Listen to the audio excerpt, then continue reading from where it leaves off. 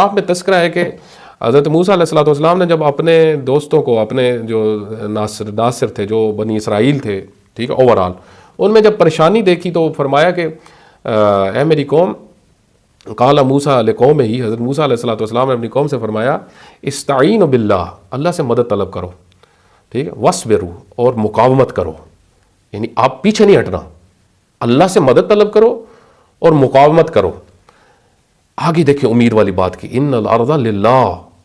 زمین اللہ کی ہے، یورث من یشاء من عبادہ، وہ اپنے بندوں میں سے جس کو چاہتا ہے زمین کا اختیار دے دیتا ہے، والعاقبۃ للمتقین، اور آخر نتیجہ متقین کا ہوتا ہے، نتیجہ کار متقین کا ہوتا ہے۔ آپ دیکھیں امید، اللہ سے مدد، مقاومت،